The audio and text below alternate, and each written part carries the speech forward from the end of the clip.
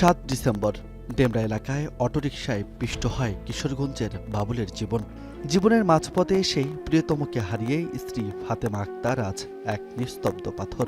একপাশে হারানো স্বামী স্মৃতি আর বুকে আগলে রাখা একমাত্র সন্তান। আমার ভাইয়ার রেতি করেছে। শুধুমাত্র এই বাবুলই নন, রোড সেফটির তথ্য বলছে 2020 সাল থেকে 2025 সালের নভেম্বর মাস পর্যন্ত 3 চাকার যানবাহনের চাকায় প্রায় 12,000 দুর্ঘটনায় প্রাণ গেছে 6,822 জনের।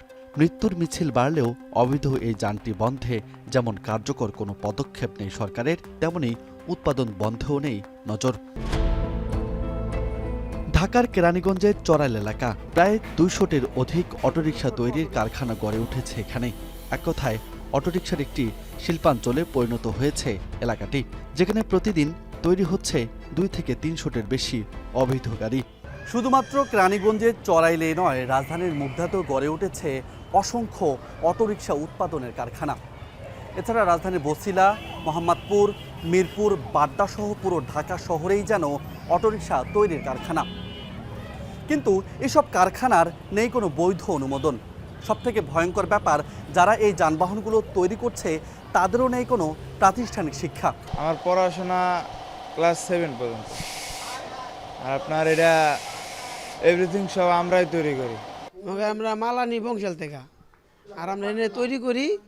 আর মনে করেন এনে দোকান আছে প্রায় 250 থেকে 300। গাড়ি বানানোর কোনো কাগজপত্র লাগে না, আর আমরা এখান থেকে একটা মেমো করে ছেড়ে দিই। জানতে চাচ্ছিলাম না। তারপর বিশেষজ্ঞরা বলছেন, দায়িত্বরতদের গাফিলতিতেই অটোরিকশা পরিণত হয়েছে শহরের ক্যান্সারে। নিয়ন্ত্রণ করার জন্য যে সংস্থাগুলো আসলে কাজ করার কথা, বিআরটিএ, শিল্প মন্ত্রণালয়, বাণিজ্য মন্ত্রণালয়, এমনকি আমাদের রাজস্ব বোর্ড, তারও এখানে ভূমিকা আছে। আসলে সরকারি প্রতিষ্ঠানগুলো আমি মনে করি তাদের যে ভূমিকা ছিল সেই ভূমিকা পালন করেনি। কোনো মোটরযান তৈরিতে নকশার অনুমোদন ও সড়কে চলতে ফিটনেস ও লাইসেন্স প্রয়োজন বাংলাদেশ সড়ক পরিবহন কর্তৃপক্ষের।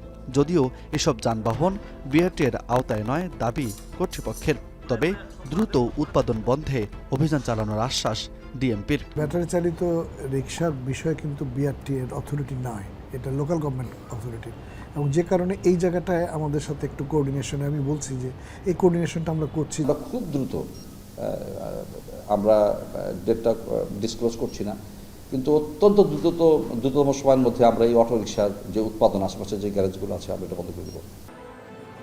সেন্টার ফর পলিসি ডায়ালগের একটি গবেষণা বলছে, বর্তমানে সারা দেশে প্রায় 6 মিলিয়ন অটোরিকশা চলছে।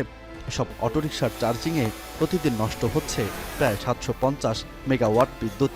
একই সঙ্গে এই বাহনে ব্যবহৃত ব্যাটারি হুমকির মুখে ফেলছে পরিবেশ। রাজধানী বংশাল, নওয়াবপুর সহ বিভিন্ন বাজারে ছয়লাভ এসব যন্ত্রাংশ দিয়ে, যেখান থেকে খুব সহজে কিনে এনে মাত্র 1 ঘন্টার ব্যবধানে একটি অটোরিকশা তৈরি করছে মিস্ত্রিরা।